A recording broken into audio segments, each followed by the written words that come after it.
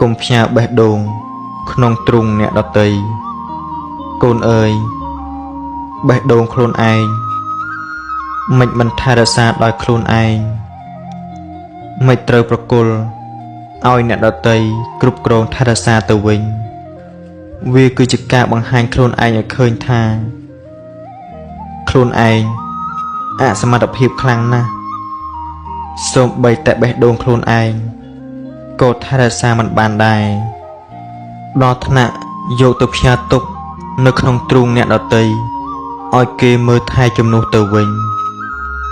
បេះដូងរបស់កូនគឺជារបស់កូនជីវិតរបស់កូនគឺជាជីវិតរបស់កូនសេចក្តីសុខក៏ជារបស់កូនកុំចាំបាច់យកទៅផ្ញើទៅលើអ្នកដទៃកូនត្រូវប្រើប្រាស់បេះដូងរបស់ខ្លួនឯងឲ្យមានតម្លៃ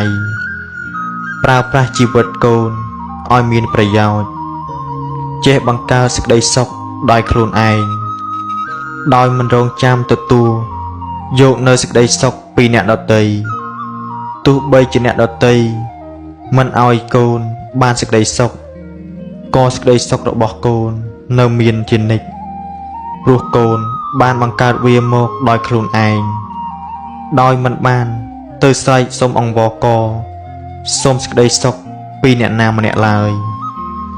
ដោយច្រើនកូនច្រើនតែផ្ញើសេចក្តីសុខទៅលើនឹងបបេមាត់អ្នកដទៃបើគេនិយាយឲ្យកូនសុខកូនក៏សុខគេនិយាយឲ្យកូនកើតទុក្ខកូនក៏កើតទុក្ខតាមតែច្របែបមាត់របស់គេកុំបង្អាក់ដំណើរជីវិតខ្លួនឯង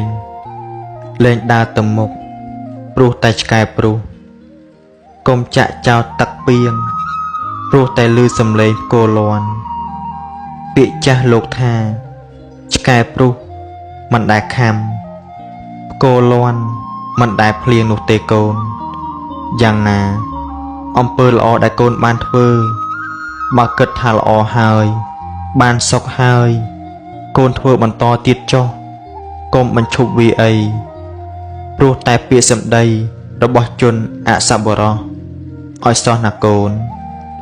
ជាធម្មតាគេមានមាត់តើកូននឹងទៅហាមឃាត់មាត់គេមិននឹងបានតែអ្វីដែលកូនត្រូវហាមឃាត់គឺចិត្តខ្លួនឯង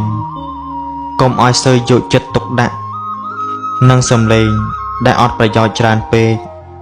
ត្រូវព្យាយាមធ្វើចិត្តខ្លួនឯងឲ្យដូចជាទឹកដើម្បីចាំពន្លត់ភ្លើងគឺពាក្យសម្ដីដែលអ្នកដទៃគេដុតយើងកុំធ្វើចិត្តជាភ្លើងព្រោះគេងាយនឹងដុតយើងណាស់គេដុតយើងតែបន្តិចយើងឯនេះឆេះខ្ទេចគ្មានសល់អ្វីមួយអត្ថបទវាចាមាសរបស់ម៉ែអានដោយភិក្ខុច័ន្ទម៉េងហរ